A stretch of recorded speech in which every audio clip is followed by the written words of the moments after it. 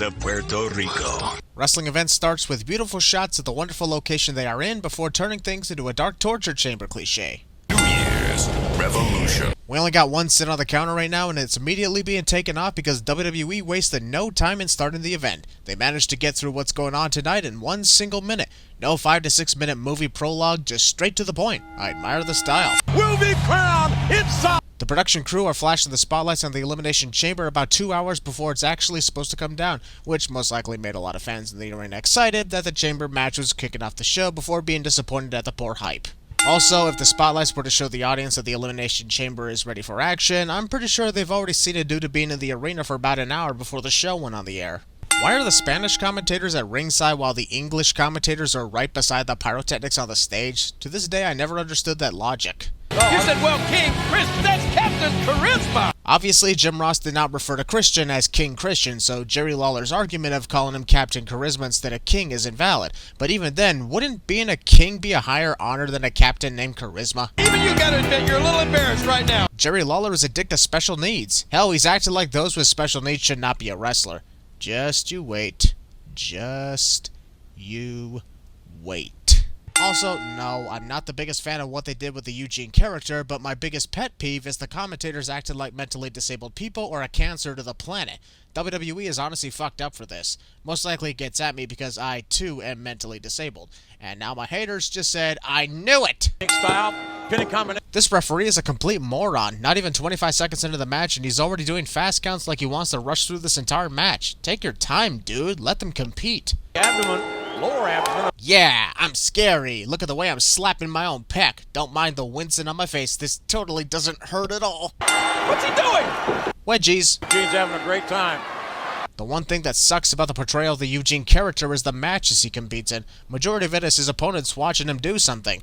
I, as a sinner, sadly have no patience for that sort of thing on pay-per-view. So just to ensure I don't have to deal with it, I can activate my escape route. No, that's not allowed in the WWE, is it? Jerry Lawler has somehow never heard of the Junkyard Dog. Why don't you ask him if it's legal to do that in WWE? Count as Tom Cole.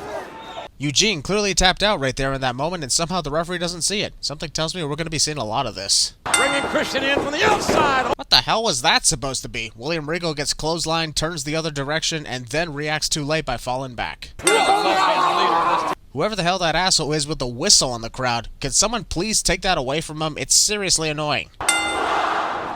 What punches, I guess? We're in Puerto Rico, so they're probably saying something else entirely, but I hear what, so I'm just gonna say what punches. And a takedown by Christian. That didn't look anything like a takedown by Christian. That was more of a takedown by Eugene, who at this point legitimately tore up his knee. It certainly isn't Regal, and Regal... That was the most awkward double clothesline over the top rope I have ever seen. William Regal must be that powerful if Christian and Tyson Tomko struggled to get him over. Throughout this entire night, we see recaps of the WWE Divas hanging out at poolside in San Juan, and I can't believe I'd say this, but they were the most entertaining part of the entire show before the Elimination Chamber main event took place, and that's pretty bad. You don't want to be world champion, that's fine with me. Edge says he's totally fine with Christian not accepting his offer to become World Heavyweight Champion, but then later throws a temper tantrum when he's not removed from the Elimination Chamber match. Also, even if you're afraid of Shawn Michaels doing something to cost you the match, why the fuck would Edge give up the chance to become World Heavyweight Champion in an Elimination Chamber match? That's the dumbest part of his plan. Serious physicality, if you know what I mean. Jerry Lawler trying to make a sexual remark about Trish Stratus wanting to get physical with Lita when literally nobody would believe that is the case. Take a look at their rivalry and realize none of this looks sexual, you pervert. Face, my beautiful... Heel wrestler with a beauty gimmick is forced to wear a face mask after getting disfigured cliche. Damn, that's actually a cliche? Fabulous Moolah, your favorite woman wrestler of all... Jim Ross would agree with that statement in 2005, but denied in 2022. To retain this tag team title. What? Are you telling me the Women's Tag Team Championship exists in WWE 14 years before it actually does? Since the term Women's Tag Team titles weren't even a thought in WWE's head in 2005, it's impossible that Jim Ross would get that mixed up with the Women's Championship. Here are 5 cents for that terrible botch. You don't think trash could come out of that beautiful mouth, do you? Ha ha, fuck you. Go, I told you she would do it! Man, I feel bad for both Eugene and Lita on this night. 2 matches in a row, 2 legitimate injuries suffered. Perhaps the reason the remaining matches prior to the Elimination Chamber sucked was because WWE told their talent to drop a huge percentage of their talent just so they can make it through the night without another injury. A hook of the leg, and that's... It really sucks when rush finishes and change of plans happen due to legitimate injuries. Worst part is it leaves a bad taste on the audience in Puerto Rico, who conveniently never got another pay-per-view in their area again after this night. All you need to get a license here is know how to blow the horn. Much as Jerry Lawler is annoying, that line about learning how to drive in San Juan actually cracked me up. I'll give him that one. You want me to take you out of the Elimination Chamber match? Eric Bischoff, by repeating Edge's exact plan in a tone that makes it sound more stupid than it already is, would be great at CinemaSins 2 expansion. Faces me tomorrow night on Raw. Edge actually thinks WWE is stupid enough to go through with that dumbass plan. I mean, WWE in the 2020s probably would, but not here in 2005. All we need to do is take Shawn Michaels out of this match. Wait a minute. First, Edge wants to be replaced with Christian in the Elimination Chamber match, but now he's saying that Shawn Michaels should be removed as the referee? What's next? Jim Ross should be replaced on commentary? Look what we have here. Shawn Michaels conveniently waiting for Edge outside Eric Bischoff's office should honestly tip Eric off that he has some sort of plan to control Edge's fate tonight. If someone were to, say, provoke the referee. Shawn Michaels just foreshadowed Edge's fate. Damn it, he saw the future. Next time, don't give out spoiler alerts. Previously on WWE. From Charlottesville, Virginia. Maven is making his entrance for this Intercontinental Championship match against Shelton Benjamin, but instead, let's focus on Lillian Garcia introducing him. Arguably the finest pure athlete. That's the second time in less than 2 minutes that Jim Ross noted how Shelton Benjamin is the finest pure athlete in WWE today. Yeah, we know. We heard you the first time. Play high school football, collar and elbow tie. If I were to tell you that this collar and elbow tie-up was the only bit of offense executed in this Intercontinental Championship match on pay-per-view in the year 2005, you'd tell me that I'm going crazy. But no, seriously, this is the only bit of offense executed in this Intercontinental Championship match on pay-per-view in the year 2005. Matter of fact, here's 2005 sins. Literally the entirety of this 6-minute match is Maven walking around the ring, standing on a chair, repeating that he doesn't understand Spanish, and that's it. I get that WWE probably didn't want more wrestlers to get injured, but not letting them compete at all was messed up. Here's another 50 cents for good measure. Don't start counting yet. That's not up for Maven to decide when the referee should start counting. Matter of fact, Maven ends up cutting his promo and the referee could have done 3 entire countouts. Maven tells the audience that he has something to say to them, but doesn't end up saying anything for nearly 2 whole minutes. What the fuck are we watching here? Good on the production crew for shutting off Maven's microphone, but they get sinned because they turned the damn thing back on and let this torture continue. I need to concentrate. Maven prefers peace and quiet so that he can compete and win the Intercontinental Championship. Come back to WWE 15 years later, you'll find a lot more peace and quiet there. Wait a minute, why is the WrestleMania sign already appearing at these events? The road to WrestleMania doesn't officially begin until the Royal Rumble, so why is the sign already here? Would you tell all your friends to shut up? The real question here is, why the hell has Shelton Benjamin been standing in the ring this entire time when he could have forced him back into the ring to continue the match? 5 minutes never felt like 5 hours until now. You couldn't have gone after Maven sooner, you stupid dumbass. I've had enough. I'm out of here. Maven is saying what I so desperately want to say about this whole event. Never thought I'd be jealous of Maven, but here we are. There's a roll up by Sheldon. Even the referee was pissed off at Maven since he counted the pinfall so fast. Much as I agree with a fast count, I gotta count the sin because he's the second referee tonight to do a fast count. Cut the music. This segment is still going on! I want a rematch. Shelton Benjamin debating about going back in the ring while Maven taunts him goes on for quite some time. A lot more time than the actual rematch between them. The T-bone suplex, and it's over. What's worse than 1 horrible Intercontinental title match? 2 horrible Intercontinental title matches. Here's another 100 cents. We just wasted the last 15 minutes with this shit. Jerry Lawler has a match against Muhammad Hassan tonight, and it's literally not until 5 minutes before the match takes place that Jerry realized he had to get ready for it. Might explain why he loses. I'm going to be in King's Corner. Which means that there's going to be no one on commentary for the entirety of the match, and we're going to be watching it in silence. Just what we thought tonight couldn't get any worse. Also, we're not even in the second hour of this pay-per-view, and it's been a terrible train wreck. A tag team title match that was cut short due to unfortunate injury, a women's title match that was cut short due to unfortunate injury, an Intercontinental title match that was 99% promo cutting, another Intercontinental title match that lasted only 5 seconds, and now a match involving both commentators at ringside leaving no one to call the action. Holy shit, here are 1,000 more sins. JR, last week? So many what chants? Synchronized with almost every single word that Muhammad Hassan says. Hassan and Davari. I get that Jim Ross is part of this rivalry between Jerry Lawler and Muhammad Hassan, but it still would have been better if he stayed at the commentary desk, or at least have someone else take over on commentary while he does his part for this match. This dumbass referee rings the bell before Daivari and Jim Ross could exit the ring, putting them in harm's way instantly. So, because there is no commentary for this match, should I continue sitting without using my voice? Nah, that was stupid. I ain't doing that again. You guys came to hear my terrible cringe voice. The whistle earlier was annoying, but now there's another idiot in the crowd using an air horn to the beat of the clapping. Please don't tell me this was another reason why WWE stopped doing pay-per-views in Puerto Rico. Can't believe I'd say this either, but Daivari cheering on Muhammad Hassan is sadly the only entertaining part of this entire match. Jesus, this is bad. Come on, man. We already went through this terrible segment with the Intercontinental title matches earlier tonight. I'm literally about to fall asleep here. How many fucking whistles are in the damn audience tonight? Now, tell me, what kind of help is Jim Ross being here? He's seemingly calling the action from his spot at ringside while also cheering on Jerry Lawler. So my question pops up again, why isn't he simply calling the action at the commentary desk? If the referee was able to see Muhammad Hassan's foot on the rope, then he would also be able to see Daivari literally all over that leg when he moved it, and somehow he doesn't. Jerry Lawler wasting time chasing Daivari around the ring is what ultimately cost him the match. You can see it coming a mile away even before the chase begins. Why don't you let me ask a question? And I'm gonna ask a question. This segment really exposes a flaw. The microphones for backstage interviews are really unnecessary considering we can easily hear everything when the microphone is no longer in the equation.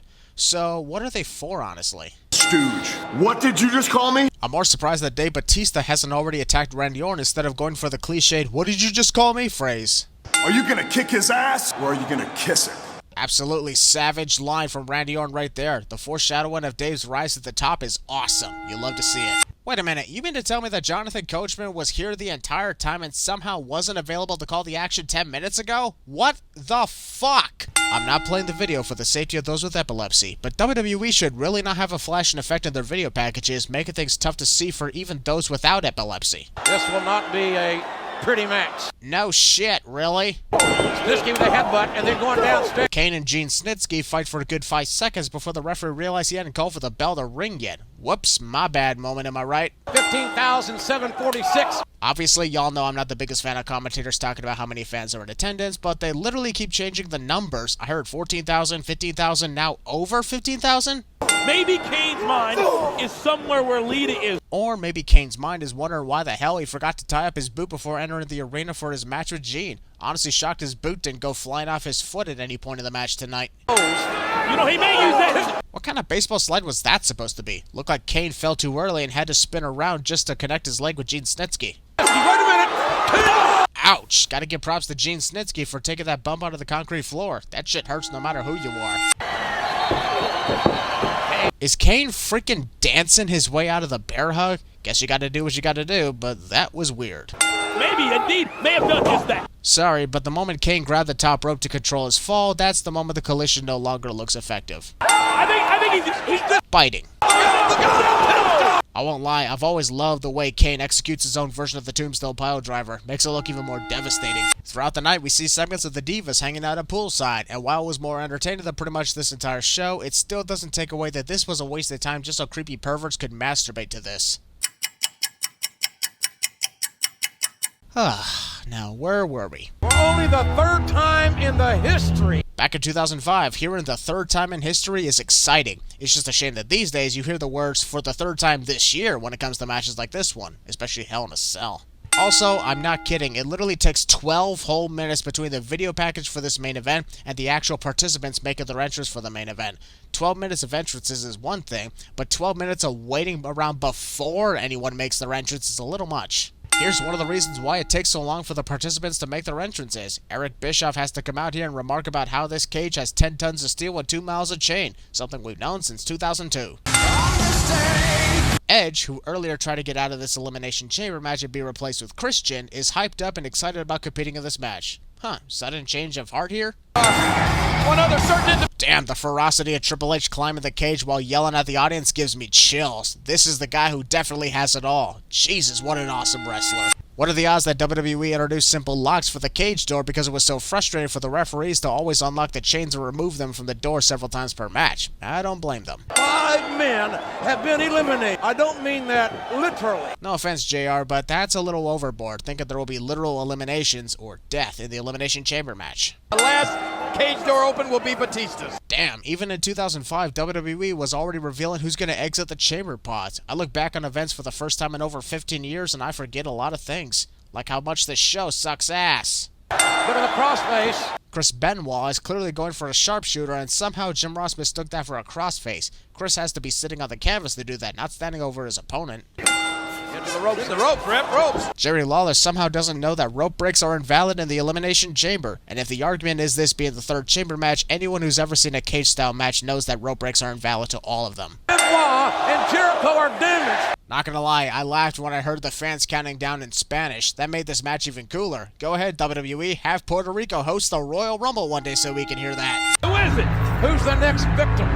Like I've said in previous Sins videos, since Dave is the last guy scheduled to exit the pod, why bother shining the spotlights on him? Damn, Hunter was gone from the pod before the spotlights could even select him. I bet Ric Flair snatched the key and unlocked the chain just to get him in early. The cover, got the count and... Alright, now I think I understood Jerry Lawler's confusion from earlier. Pinfalls and submissions can count anywhere, even on the cage floor, yet for some reason Shawn Michaels stops the count when Chris Benoit has his foot on the rope. That's like having rope breaks during a Falls Count Anywhere match. All 3 of the elimination. Chris Benoit barely hit the cage wall at all, yet it was somehow enough to cut his face open. Thus I call a sin for blading. I've driven by car wrecks that look better than this. Bullshit. With a kick, there's a cover up. Why is Jericho covering the game? Oh, I don't know. Maybe because Hunter was the closest one to him when he went for pinfalls. Just a theory. Yeah, no disqualifications here. Commentator annoyingly reminds us about the rules of this match over and over cliche. Hasn't this pay-per-view pissed me off enough already with all the crap that happened? Let's see, Dave is the last guy scheduled to exit the pods, and there is only Randy Orton left. Yep, that totally means we should randomize the spotlights to see who it lands on. Oh my god, it's Randy Orton! What are the odds of that? Why is Orton not going after Jericho? Why aren't you calling the action the way you should be, and why won't you stop complaining about who goes after who in this match? Triple H is taunting Randy Orton! Hunter actually believes that Chris Benoit will temporarily side with him just to be at the expense of his former Evolution member. That's not how the Rabid Wolverine works, Hunter. Still in this thing. The referee gets knocked down at the crucial point in the match cliche. Also, Shawn Michaels warned Edge earlier that he'd retaliate if anyone gets physical with him. But in this case, even Shawn knows what happened was an accident. So Edge was screwed tonight when Shawn superkicks him. The game cannot last. This was an awesome moment of the match, when Hunter was trapped in the crippler crossface and the walls of Jericho at the same time, all while the countdown begins to release Dave Batista into the match, further increasing the anxiety on the other wrestlers. A double team. And Batista. Randy Orton successfully landed from the clothesline. Meanwhile, Chris Benoit did whatever the hell that was. And now Jericho again. Wrong Chris, you dumbass. My god, Jim Ross somehow confuses the two Chris's in this match when neither of them look alike. Oh, Batista powerbomb. Oh my god, that was a spine buster that Dave connected on Chris Jericho, not a power bomb. Might as well add 5 cents for the continuous botches. Chest. And look out. Oh, 2 Batista bombs. I blame you, JR. Now you got Jerry Lawler thinking Dave hit Batista bombs on both Chris Jericho and Chris Benoit. He will leave a bitter taste in the... Randy Orton is addicted to Dave's Batistas. Oh, Post-elimination assault from Dave and a hilarious beatdown from Shawn Michaels onto Ric Flair. But all of this made it obvious that Hunter was going to win the match in the end, so thanks for a shitty pay-per-view.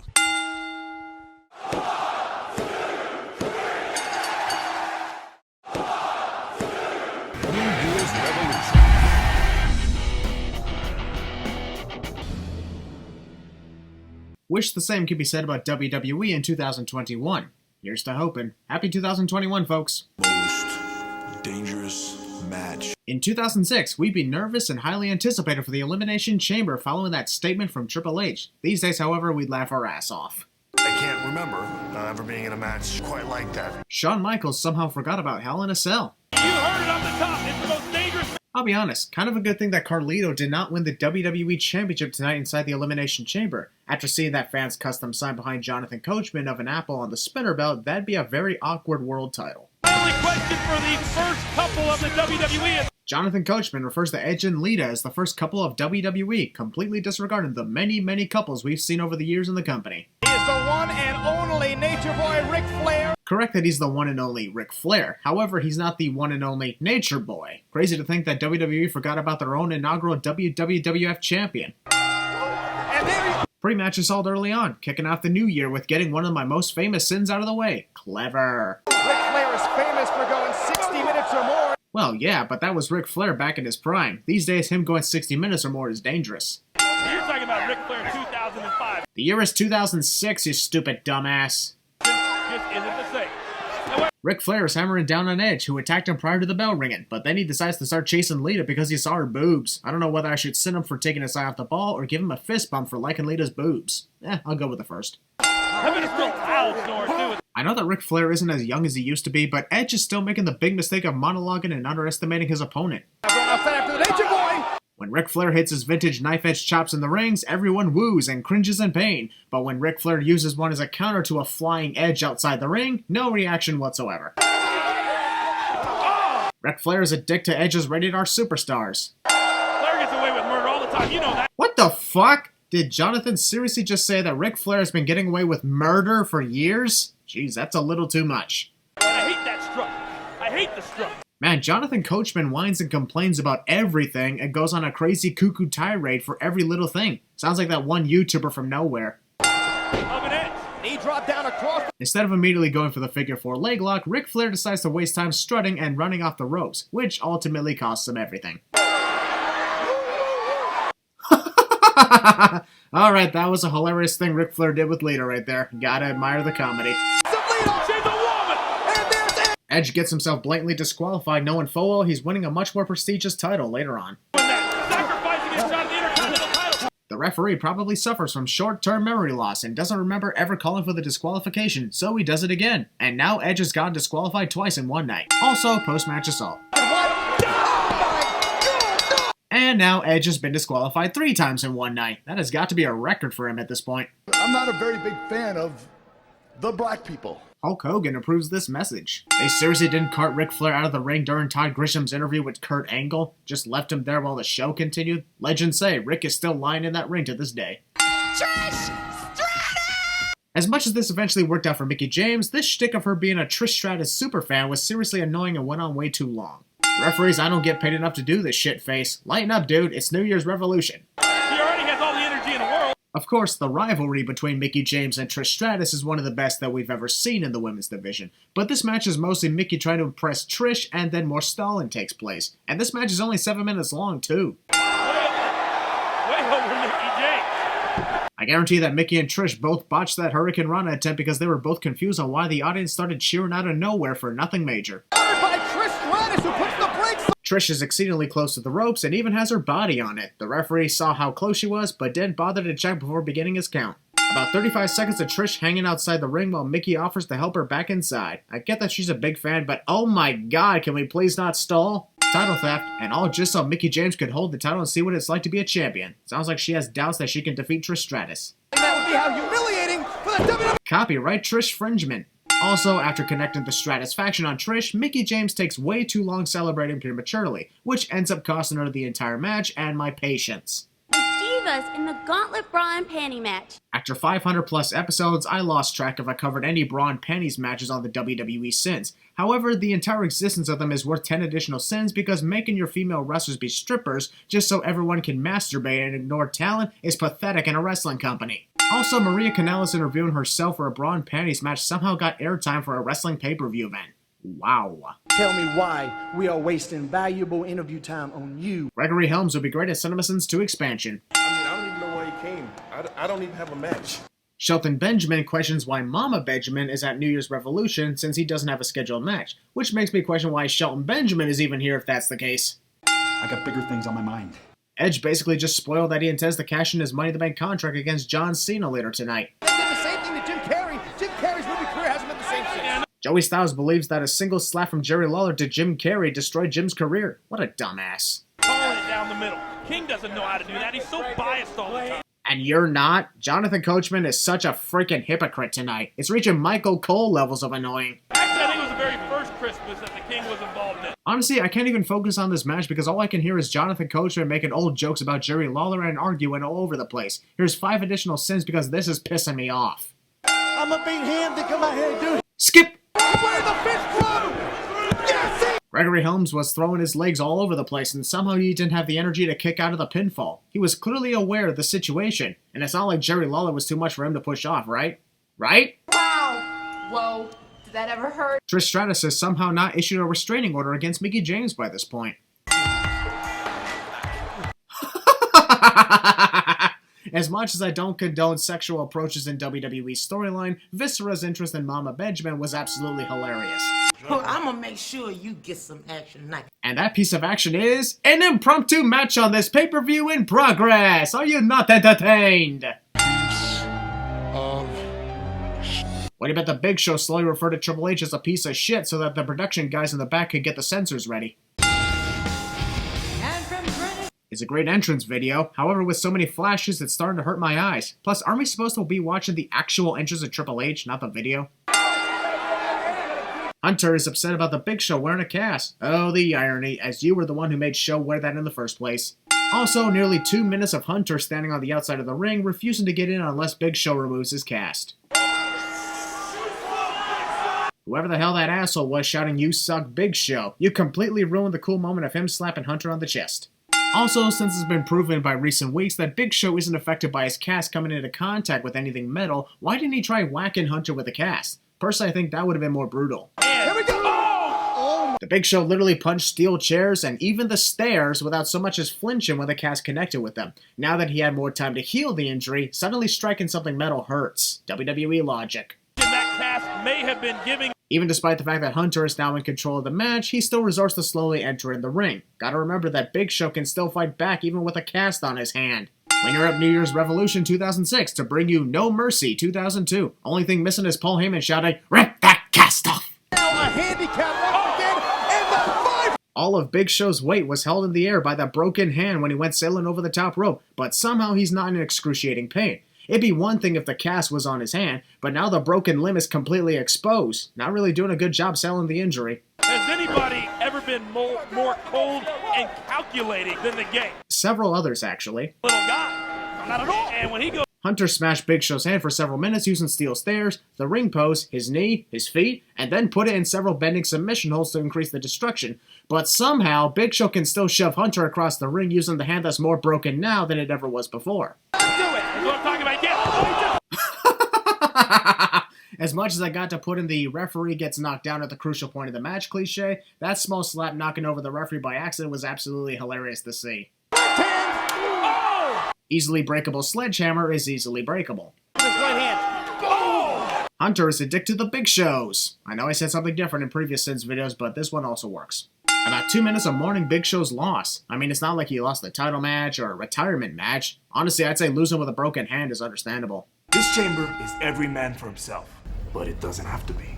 Carlito makes sure that the cameras are rolling while telling Chris Masters to team up with him, therefore alerting the remainder of the competition in tonight's Elimination Chamber match. No man talks to my mother the way you did. This is still going on right now? Give my mom a public apology. We are in the middle of a pay-per-view, and we somehow have enough time for a public apology segment. Wait, what? We have more than enough time? You telling me y'all didn't plan enough matches to fill a 3-hour show? How? And in a good mood.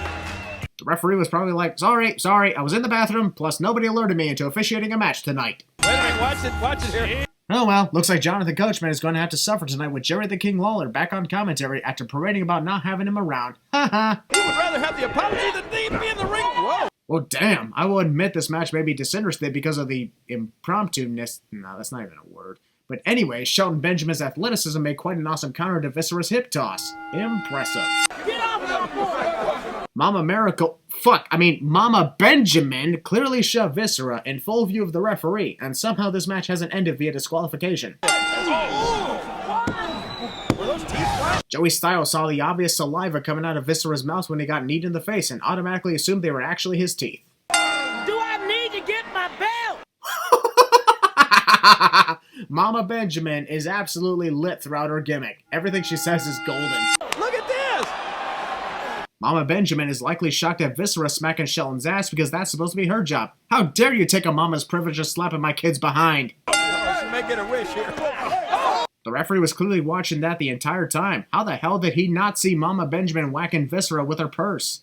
Also, I'm going to place the victory due to outside interference in, but afterwards I'm going to run like hell because I don't want Mama Benjamin coming after her upon realizing she got sinned by Christian Maracle.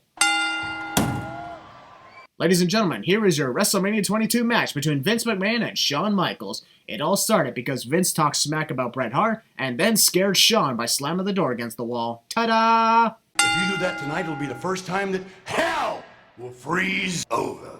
Really? After the hundreds of other moments where hell froze over, Shawn Michaels winning the Elimination Chamber match will be considered enough to qualify for hell freezing over? I'm lost. Bra and Panties Gauntlet match. This match exists. Will be the winner.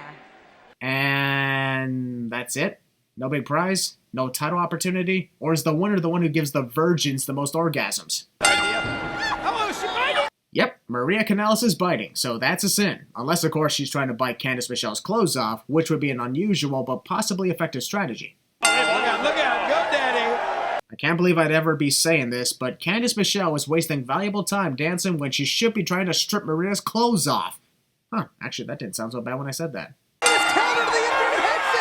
As much as I dislike these matches to make female wrestlers look like pathetic strippers, I gotta remove a sin because Maria had a great strategy in trapping Candice to the point where she couldn't escape her fate of losing her pants. Maria Kanellis may not win this match or strip Tori Wilson right here, but you gotta admit she really knows her strategies and countering. Did not think I'd be praising this match. The referee is telling Maria and Tori to break up their brawl because they're on the ropes, but did absolutely nothing when Maria had Candice Michelle against the ropes moments ago. As far as I'm concerned, anything goes in this match. Come in there, oh, look at that referee! You lucky bastard. Tori Wilson gets mad at the referee who didn't even do anything, which of course cost her the entire match. I get that Maria countered Victoria's punch, but how did Victoria not see Maria's knee come up? Especially since she was preparing to strike in the slowest way possible. Maria Kanellis just might be the only female in this match whose bra and panties actually match what her ring gear usually looks like. Or was that actually her ring gear and her real bra and panties are underneath that? And why am I asking all these perverted questions? Damn you, bra and panties gauntlet! Of course, you can't have a bra and panties match without the legendary fabulous Moolah and Mae Young. But especially not without Mae Young. Always made me laugh with her craziness. You freaking legend! As much as Victoria is an asshole for assaulting poor old Mae Young, I don't really think this is legal. If Mae and Moolah were successful, does this mean Ashley Massaro wins by default? Give me the panties! Well, to go in a bra and panties match is to prevent yourself from losing your clothes. But given Ashley strips herself after winning the match, this whole thing was irrelevant and a waste of time. Kane will be the last competitor to actually enter! Even in 2006, WWE made a big deal about the wrestlers being randomly selected to enter the cage, but then made it obvious that it's not random. Or as hardcore as this. Carlito awkwardly struggling to remove his shirt while hanging on to 2 apples in one hand. I get that apples are his thing, but why did he bring him into the Elimination Chamber? Something to snack on while he waits his turn, possibly? He's tried everything to take the WWE. Kurt Angle, forgetting that there's only one way to enter the chamber pod, likely inspired WWE's decision to make 2 entry doors when they created the Bouncy Playhouse 11 years later. Are inside with no way out! Whether intentional or unintentional, Jerry Lawler foreshadows WWE choosing to place the Elimination Chamber on a yearly basis at the No Way Out pay-per-view, and then later the Elimination Chamber pay-per-view. There's only been 3 Elimination Chambers! Sometimes it can be tough to notice. Luckily, I have great vision. John Cena reacted to Shawn Michaels' slap before Shawn could even connect it. Cut! Too early reaction. Take 2, and action. Kane can be considered the odds-on favorite. Sure, Kane is 7 feet tall and he's the last person to exit the pods, but that doesn't usually mean he's the odds-on favorite to win the whole match. Now when you have major stars like John Cena, Shawn Michaels, and Kurt Angle present in the cage. I think some people would say that John Cena's addicted to Shawn's Michaels. After being selected to enter the Elimination Chamber next, Carlito spits in the face of his pod because the pod wasn't cool enough to contain him. Pretty awesome move by Carlito, however, he suffered the most damage in the scene by landing on his tailbone. That's why I never do that unless I know my opponent would take the most damage. In a match where there are no disqualifications or countouts and you can also pin your opponent outside the ring, rope breaks somehow exist. I don't get it. Since Kane is obviously entering last, why are the spotlights even bothering to shine on his pod? Suplex machine! German suplexes! Impact! Brock Lesnar may become the mayor of Suplex City in 2014, but Kurt Angle will forever be the king of Suplex City. What an epic way of entering the match. Kurt Angle is a merciless... I can see you tucking your blade away into your pants, Sean. Gotcha in the act. Blading is forever a sin because of the dangers that surround it. John Cena is getting his momentum back on Kurt Angle, ready to try and eliminate him from the match. That must mean it's replay time as Shawn Michaels hitting the pod class. Brilliant! Well, Kane is the last scheduled entrant, so I wonder who could possibly be entering next between Kane and Chris Masters. It's so unpredictable. you might as well tap. Oh, wait, look behind. John Cena is an idiot. If I were him, I'd just let Kurt Angle submit Chris Masters, and then I would tempt an FU on him. Better to have one opponent eliminated, and then I can take advantage of another than interrupting a possible elimination. Cena, but I don't think anybody's gonna want to. Man, it seems like nobody wants Kurt Angle to eliminate anybody in this match, even though that could have increased their chances of winning for themselves. It's the arrival of Kane. Oh my god, are you serious right now? There is literally nobody except Kane remaining, and we're still going to do the Spotlight Randomizer? That's even more embarrassing than the last one. Reminder that the commentator stated Kane was the odds-on favorite to win this match simply because he entered last. Don't say, Sean, this is not a good idea. Attempting to eliminate the WWE Champion in a match with the word elimination in the title is somehow a bad idea. Wow. You're gonna need Oh, I get it. Everyone wants to be credited for the elimination. While that is a very impressive idea, it's also a bad strategy because trying to take the credit for every elimination could eventually lead to your downfall. Hey, King. Yeah. Don't point at the cage and make it obvious that you're about to throw John Cena into the steel chain. Just freaking do it! Carlito is not only a dick to Chris's Masters, but he's also a freaking idiot. Because seriously, Chris could have eliminated John Cena with a Master Lock, and Carlito chose to eliminate Chris instead. And within seconds, they're both gone. John Cena wins the match because all of his opponents were idiots. This individual is cashing in. I get that this is the first ever Money in the Bank cash-in, but instead of Vince McMahon coming out to announce it, how kick-ass would it be if John Cena celebrated, and then you hear "You Think You Know Me," followed by Edge rushing to the ring? That'd be even better because this announcement gives John Cena a better chance to be alerted to the situation. Most would think this was a botch on the referee's part, but I think this was a fake-out moment to make the fans excited into thinking Edge won right then and there, but it wasn't to be yet. Really sneaky. Haha, the referee dropped the title. I can't believe it! Doesn't this just give you chills? The look of disbelief on the face of Edge as he holds the WWE Championship for the first time ever? The excitement from the audience? It's a perfect conclusion to starting off an awesome year.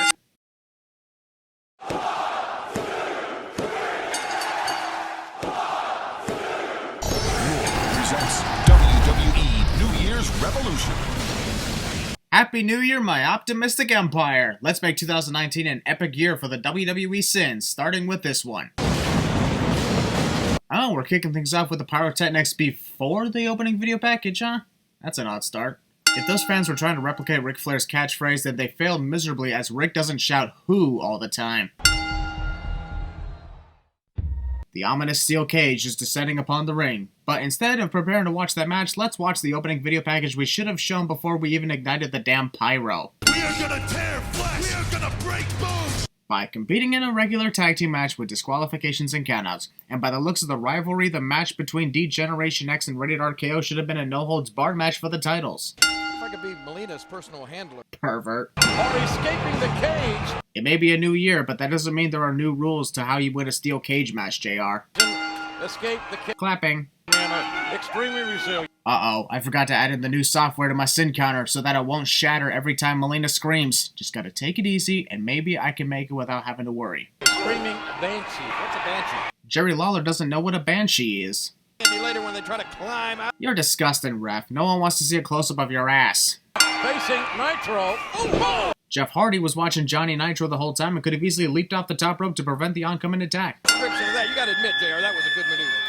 Fool me once, shame on you. Fool me twice, shame on me. Fool me 3 times, screw me in the ass. Wait, let me try that again. I wanted a screamer for Christmas. Instead I got a sweater. I wanted this for Christmas, but ended up getting pieces of clothing instead. Cliche. I hear that all the time for some reason. And our fans are really Nitro time. intimidated. Oh, Jim Hardy! Hardy landed around the lower part of his back. Actually, Jeff landed around his abdomen in that last fall, not on his lower back. The city, and look at the... Oh, damn, that moment actually made me believe that Jeff Hardy was about to successfully get out of the cage. The athleticism and quickness was awesome. Melina randomly sticking her hand into the cage for whatever reason. 12 years later, I'm still confused on why she was doing that. he's out. Johnny Nitro does everything in his power to escape the cage, and then decides to stick his leg through the cage. He does know that's just going to cause his legs to get stuck and not help him win the Intercontinental Championship, right? Right? Bet you feel stupid to put your legs through the cage now, don't you? Jeff Hardy. Oh, hey. Melina clearly missed Jeff's hand every single time she struck the bell on the cage. And if you're wondering at home why Melina wasn't disqualified... First of all, she can't be disqualified because there are no disqualifications when it comes to the steel cage matches. But even if it was just a regular match, Melina can't get disqualified because she's not even a freaking participant in this match. Why aren't you cheering and going crazy like me, son? I know you're a Johnny Nitro fan, but come on, it's Jeff Hardy. Hardy's got the cover! Rope breaks in a steel cage match make absolutely zero sense. They can't break up submissions, so why do they stop pinfalls? Still one of the most frustrating things in professional wrestling to me. Don't be a wuss, just shove Melina aside.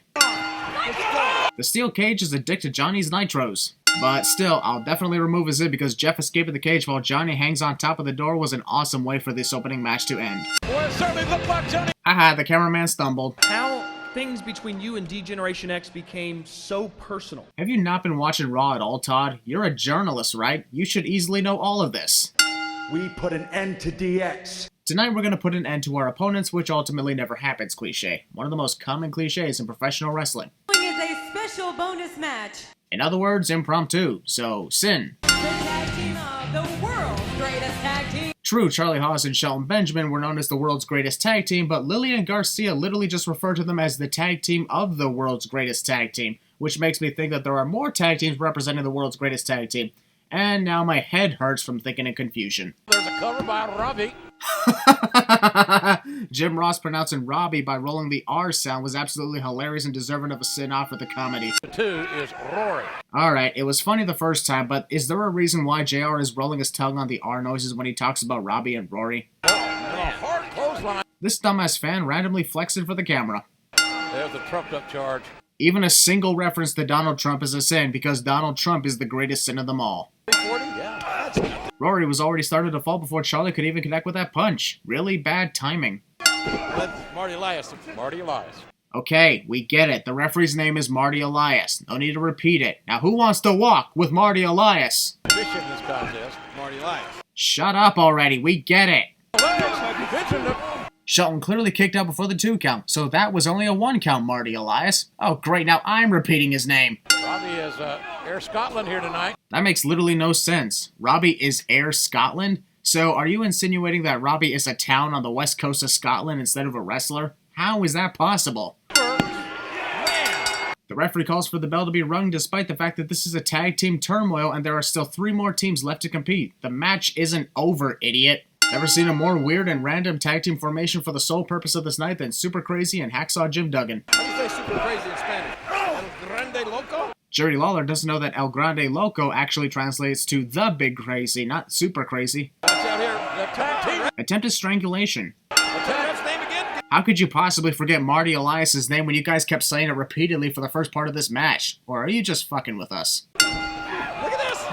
Unbeknownst to anyone, Shelton Benjamin just assaulted Jim Duggan on the outside of the ring and we missed it. Oh, wait. Marty Elias is clearly showing so much favoritism toward the world's greatest tag team since he made a fast count right there.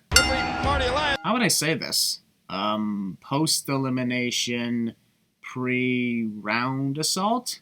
I'll just say that since we're on round 3 of this turmoil. They got here before the music did. Not really, since we could clearly hear the music before Trevor Murdoch and Lance Cade attacked. Quit counting so fast all the fucking time! Rather than going for the pinfall after that awesome double team, Trevor decides to waste time posing for the audience. Hell, what a backdrop. First of all, Lance Cade fell down a little too late from that dropkick. And secondly, he fell in a way that defies the logical way his body would have landed from a dropkick to the chest. Turning and falling to the side? Seriously? Shelton Benjamin is in the wrong corner. That's Lance and Trevor's side, you moron. The referee is just standing around not acknowledging the fact that Lance Cade is not legal and shouldn't be in the ring at this time. And a low blow. A low blow? Are you kidding me, JR? That was clearly a knee to JTG's gut, not to his, Brooklyn Rage? No, wait, that's Joey Wheeler from Yu-Gi-Oh! I'm thinking of. Yeah.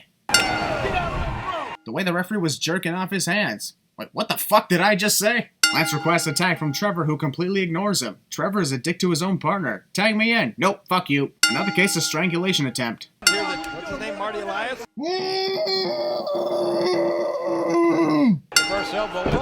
Another case where the referee continues to allow assaults from the illegal competitors instead of calling for the disqualification. Oh, why can't we just all get along? This is Vince McMahon talking to any members of the WWE Universe who disagrees with his ideas and plans.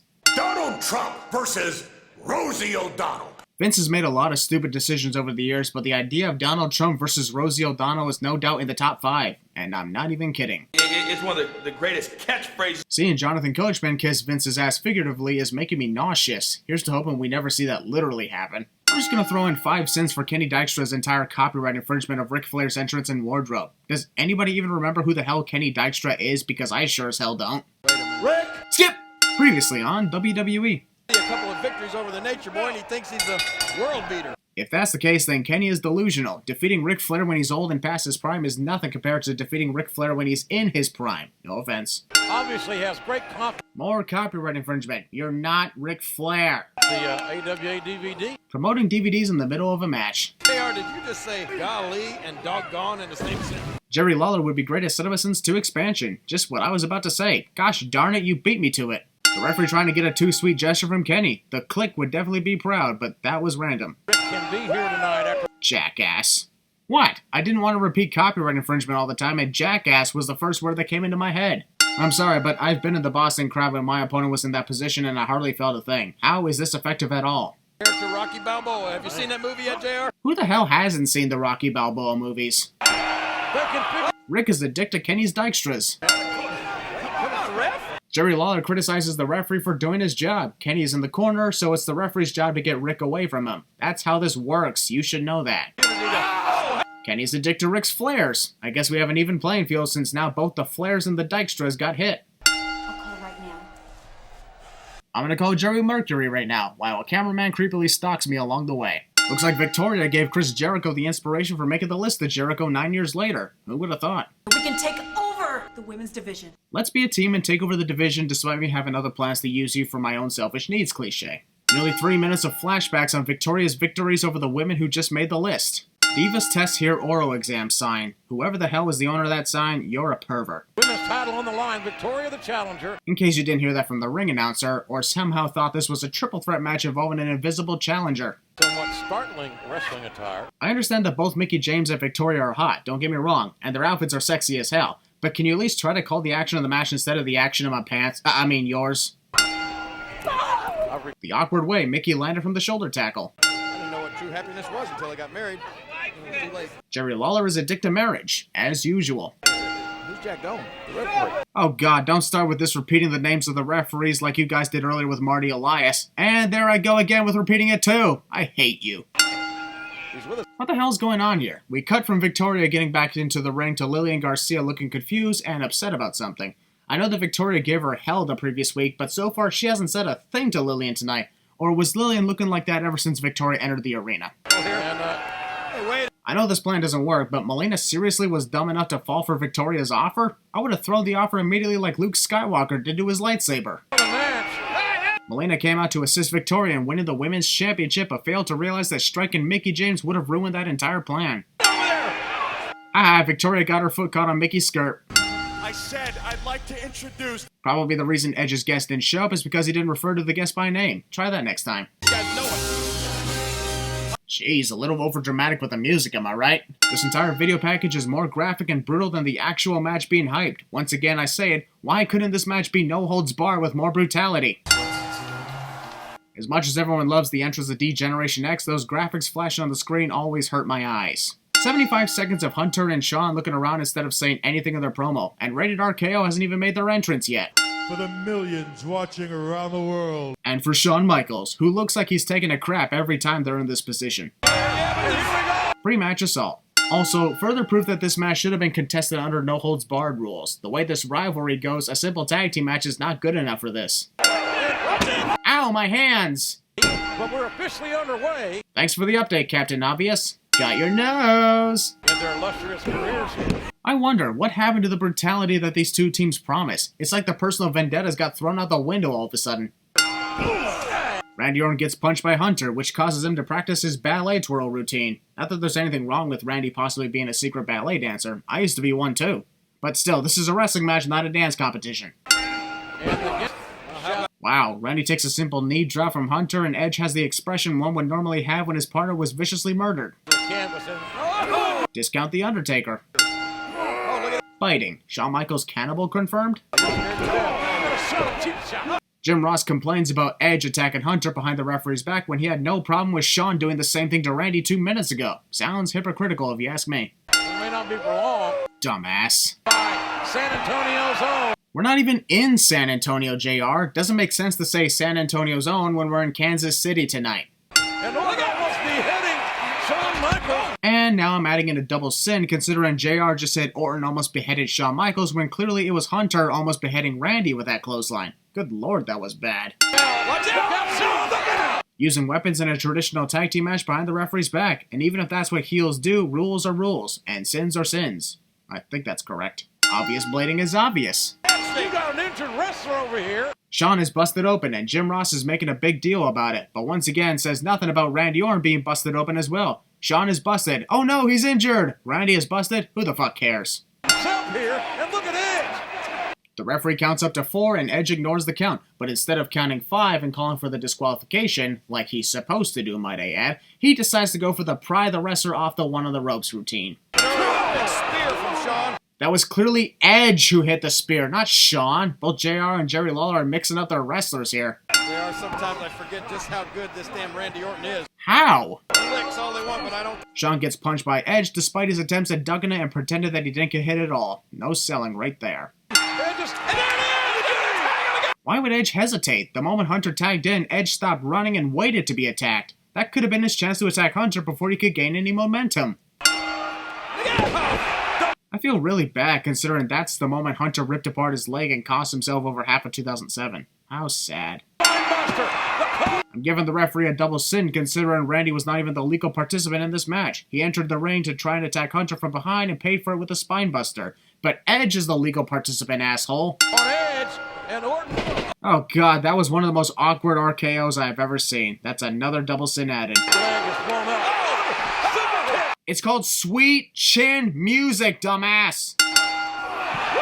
I can understand if wrestlers attack the referee when they're frustrated about not getting the victory, but Shawn punched this referee for literally no reason at all. It wasn't even at a crucial point in the match, either.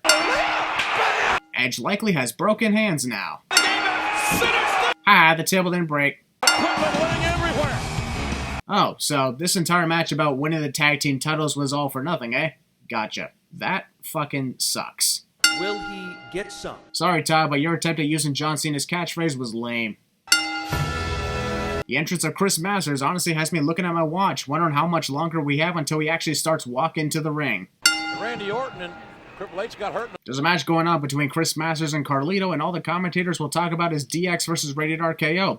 I understand that was brutal, but it's over now. I don't know if this guy is saying that Chris Masters stinks, or if he is smelling himself, considering he hasn't changed those clothes in so many years. My bet is the latter. Masters and Carlito were actually tag team partners. Don't remember that, don't really care. Honestly hope JR doesn't treat this as a shocking factor compared to other tag teams that split. Hey, Carlito! Copyright infringement. You use your count here. Disqualify the man. Jim Ross would be great at Citizens 2 expansion, but as usual, referees are dumbasses who don't even know how to referee. You trying to impress her? Monologuing is a villain's greatest weakness. Hey, Masters is... Hey! Victory by grasp at the tights is always a sin, whether it's a heel or face doing it.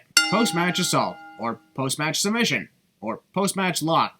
Now that last one sounded terrible. Has remained undefeated. And by bringing up Umaga's undefeated streak and how long it's lasted, Jim Ross just jinxed Umaga's momentum considering he loses tonight. That sign right there is racist.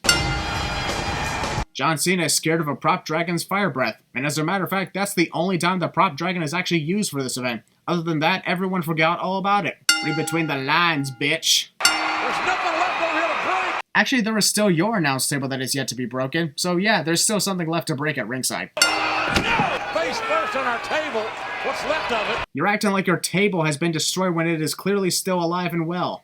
I know you're not going to believe this, but I was damn near speechless when I saw John Cena scoop up Umaga. You're right, I don't believe you. Shall I remind you of the time John lifted up the Big Show and successfully connected the FU at WrestleMania nearly 3 years ago? Umaga takes all the time in the world before he goes to pin John. No wonder he ends up losing this match. Maybe he doesn't know when to stop. Well, actually, I guess Umaga does know when to stop since he's choosing to stare at the fans instead of finishing off John to win the WWE Championship. They can't take many more of these. John is addicted to Umaga's Samoan bulldozers.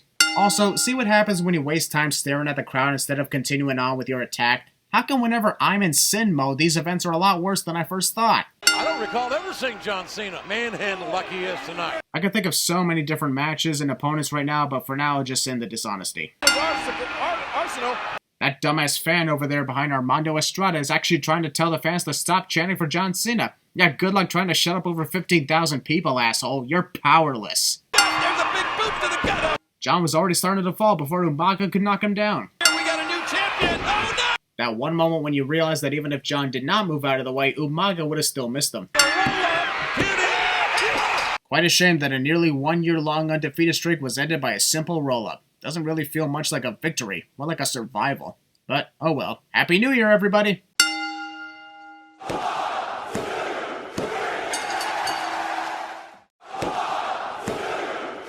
WWE Day 1.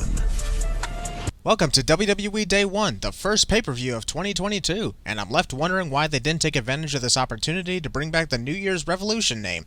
Probably had something to do with NXT having New Year's in their name, plus Revolution is an AEW pay-per-view now. January 1st, 2022. Damn, these editors work very fast on creating video packages. I'll take off the only sin I got here because the production team managed to create a revised video package for the start of the event in less than 1 hour, given the audios from the pre-show that just took place.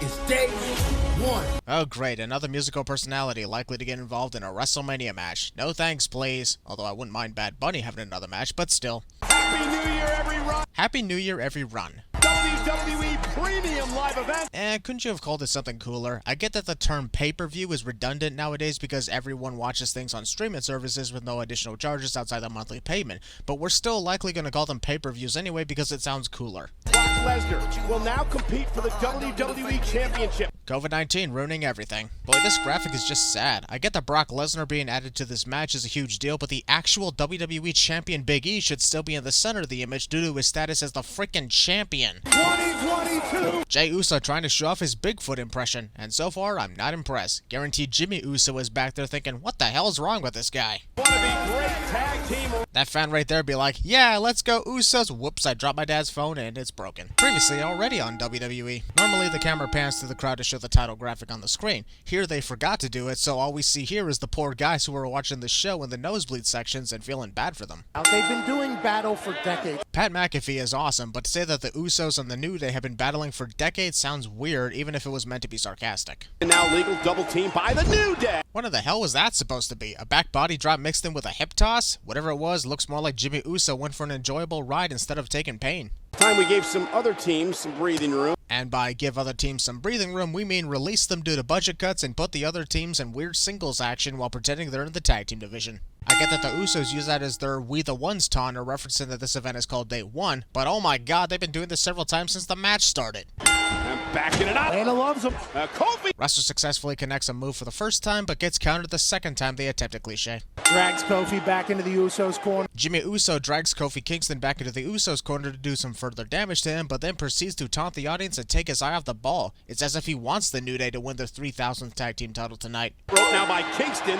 Caught and planted on a spot. Wait a minute. Come on, Michael. Even someone who saw that from a glance out of the corner of their eye could tell that Kofi Kingston connected a tornado DDT, not Jey Uso hitting a spine buster. Tag to Jimmy. Tag. According to Kofi Kingston, tagging in your partner is not legal unless you jump really high in the air. Jey Uso eating a boot. Pat McAfee is so hilarious just by moving his hands. Somebody please create a petition to have WWE host their premium live events with a small screen in the corner of Pat McAfee reacting to everything. Rope, what's he gonna do here? Corkscrew. Well, I guess since Jeff Hardy isn't here anymore, Jimmy Uso figured now's the time for him to start using the whisper in the wind again. Still feels too soon, bro. Kofi Kingston now. Jey Uso was already starting to fall before Kofi Kingston could knock him down with that leaping clothesline.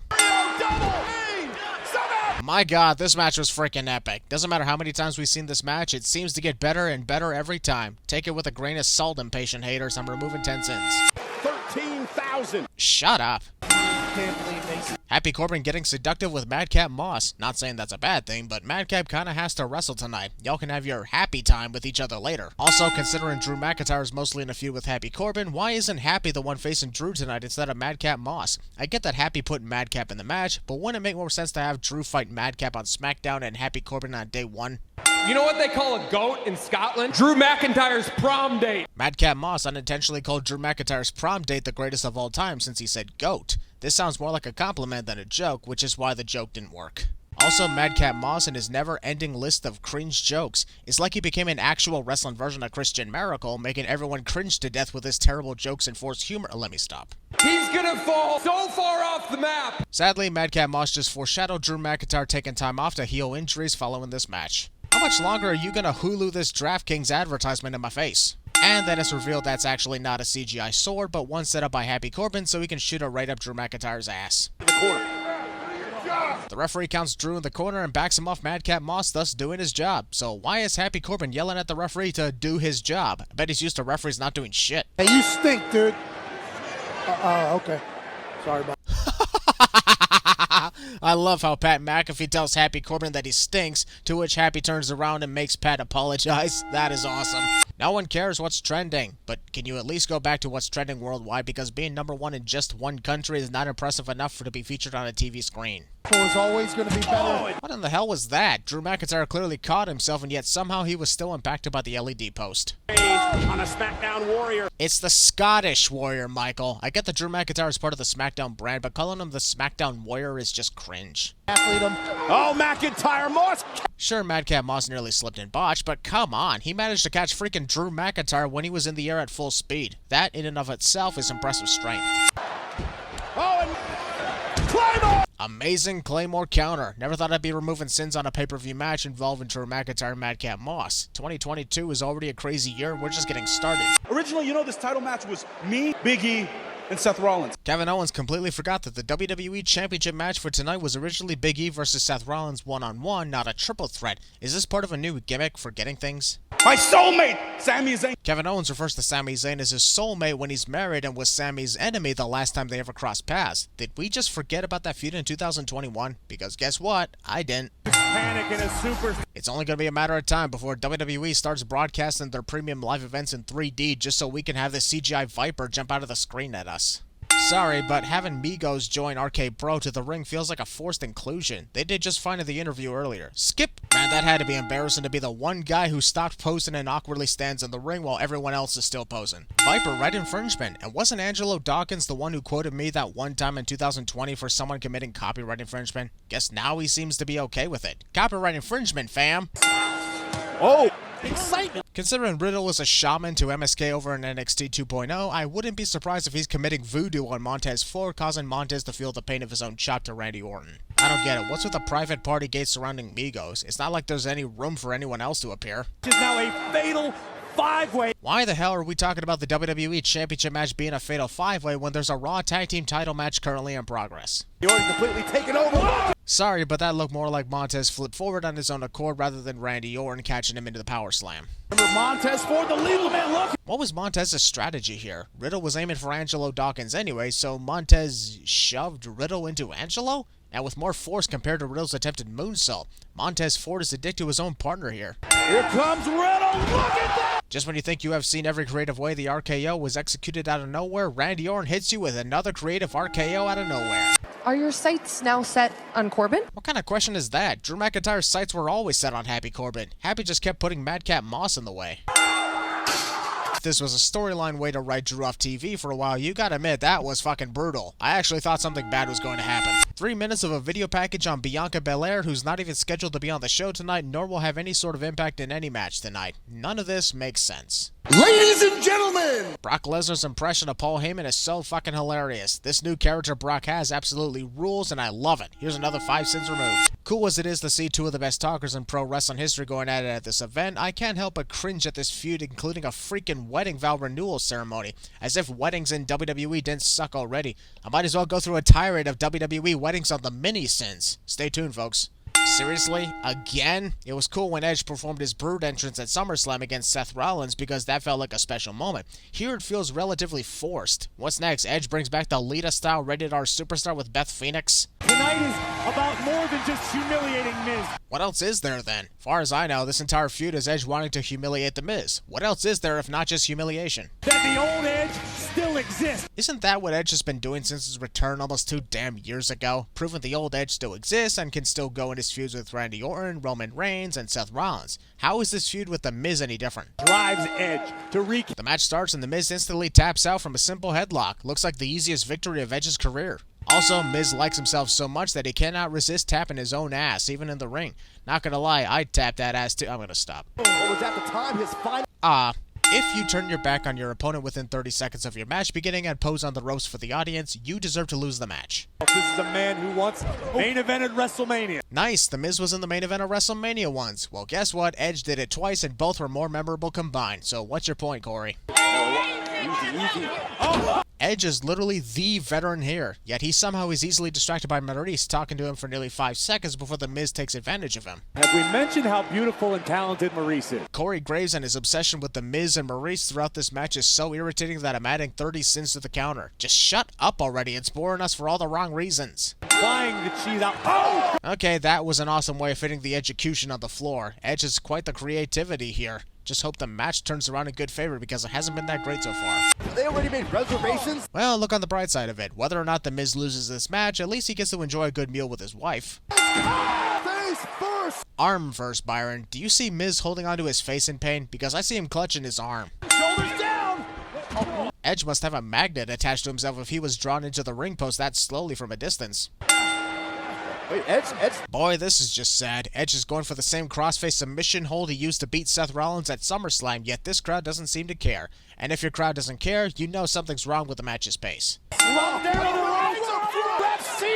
The Miz thinks he somehow won when he never heard the referee yell 3 or slap her hand on the mat for the 3rd time. Is he deaf or something? Yeah, Jimmy, you can't write this. Been a long time since I removed a sin for a crowd chant. This one made me laugh because it's funny, simple, and creative at the same time. Because Miz thinks he won by putting his feet on the ropes, the crowd chants, "You can't do that." Love that chant. What made this moment all the more epic was you heard the crowd cheering and Miz pointing toward the stage before Beth Phoenix was revealed. Her music is used later, but showing her on the stage first was the perfect reveal. What an awesome moment, no pun intended. The yin to Brock Lesnar's yang. Just with MVP promoting Bobby Lashley on the level of Brock Lesnar, that's enough to give me chills for their inevitable confrontation. One more sin taken off the counter because you know what's happening soon. Another 3 to 5 minutes worth of commercials. I know that a lot of these commercials were caused by one of the scheduled matches being canceled, but the WWE title match ends up being less than 10 minutes anyway. All these commercials end up cutting time. I don't think you can handle the heat. Becky Lynch describing the internet wrestling community. You didn't think I noticed that one, did you? Day one is presented by... Skip! I gotta admire the creativity of Becky Lynch's outfit. Since she refers to herself as the GOAT, what better way to embrace that than by putting literal goat stuffed animals on your shoulders? It was nearly a month ago that Liv Morgan trying to attack Becky Lynch from behind with the "what did you just say to me" attitude, even though Becky isn't even paying attention to her. That was random. knows her. Oh! Face first, my good. I'm adding in a double sin because that was absolutely terrible. Liv Morgan's knees didn't even connect with Becky Lynch at all, who suddenly went sailing outside the ring after a 1-second delay. Uh-oh, not a good start. Ow my hands, ow my hands, ow my hands, ow my hands, ow my hands. Liv Morgan, step up knee, rock. What is it with Becky moving in random directions too late after getting hit by Liv? That's the second time in less than 5 minutes. Becky, right infringement. Not good news for Liv. Becky's leg was already on Liv's head before she could bring herself down for the non-existent leg drop. How would that hurt Liv at all when she's still in position by the time Becky came crashing down onto the canvas? The most annoying part of this match is the referee. No disrespect, but she is counting so slow that there have been so many 1 counts at points where there'd normally be 2 counts. By the end of the match, a 3 count could have been classified as a 4 count. The long climb to the top rope. The only reason it's long is because Liv Morgan has taken all the time in the world just to put 1 foot on the top rope, and by this point, I guarantee the referee's pinfall would still be at 1. Rope! Sunset. Nice! That was a well-timed sunset flip powerbomb on the part of Liv Morgan. Thank God, I was worried I'd never remove a sin in this match. Oh, beautiful! Beautiful dropkick indeed. Guarantee it would have been even more beautiful if she actually connected it too. Ow my hands, ow my hands, ow my hands, ow my hands. Executed, but no! The two things I liked about this moment was the way Becky countered Liv into the manhandle slam, and Becky considering putting her feet on the ropes before deciding against it and going for the clean win instead. For years, Seth Rollins has referred to himself as Seth freaking Rollins, and now that's his official ring name. That feels weird, honestly. It was better when it was just a catchphrase. The entire existence of Johnny Knoxville putting himself into the Royal Rumble match later this month. With how many times this WWE title match got changed, I'm amazed the entire Raw roster didn't get included in the end. Started as a one-on-one, turned into a triple threat, then a fatal four-way, and now a fatal five-way. Add one more and you get a six-pack challenge. Freaking Rollins. Seth Rollins dancing and twerking his sexy ass on the way to the ring, just waiting for him to perform YMCA in the Macarena next. Here's another thing that's stupid about this. Big E is not entering last like the champion is supposed to. Nothing's more annoying than WWE not following tradition. That is the beast in... Putting aside the nonsense of the champion not coming out last, holy crap, look at this awesome sight of Brock Lesnar surrounding the ring by himself. Only Brock Lesnar could surround the ring while being outnumbered 4-1 and look like the biggest threat. The fact that this match started fast and furious increases the excitement and really shows the desperation of the others wanting to quickly take down the threat of Brock Lesnar. I love it. Civilization on Yikes, the way Kevin Owens landed from that German suplex was scary. Reminded me of the way Kofi Kingston was suplexed in 2015 at the Japan show. The first time we ever seen Bobby Lashley collide with Brock Lesnar was right here. And that spear through the barricade is giving me vibes from the epic match at SummerSlam 2017 when Brock faced Roman Reigns, Samoa Joe, and Braun Strowman at once. Front, here comes Owens! What I love about this is while the match was only 8 minutes long, all 5 wrestlers made every single second count. Not once did the momentum stop tonight. No stare downs, no time wasting, just pure carnage. Shame it wasn't 5 minutes longer, but this is everything we could ask for and more. Nothing, I guess you do have to credit the... Copy Brock infringement. The other cool thing about this match is all 5 wrestlers are given time to shine and have memorable moments, like Big E putting Bobby Lashley through the announce desk. Big E counters Seth and then gets a pop-up powerbomb by Kevin Owens in return. My god, this is amazing. Holy shit, this match is fucking epic. More counters and more executions. Big E counters the Swanton Bomb attempt from Kevin Owens, but then in comes Seth Rollins out of nowhere with a frog splash. So many sins are being removed with this match alone. Brock Lesnar putting on an F5 Rampage was so great. Fuck it all, let's start over with this shit. The action never stops. We're in the negatives now. The sight of Bobby Lashley locking in the Hurt Lock with MVP watching proudly in the background continues to add in the hype of their eventual one-on-one encounter. Hope it's as good as this. The action was exciting, but this was the wrong decision to put the WWE Championship on Brock Lesnar, especially if he still has a feud going on with Roman Reigns. Sure, Roman has COVID, but the feud is still going on. Alright, let's get out of the negatives first and then throw in 100 sins. Could have been the least sinned event in the WWE since history, but guess not. Brock Lesnar channeling his inner Shinsuke Nakamura was hilarious. I'm loving this version of Brock being in a good mood all the time. That shot right there of Bobby Lashley staring down Brock Lesnar was a great ending to the show. Set the pace for Royal Rumble even though it should be saved for WrestleMania.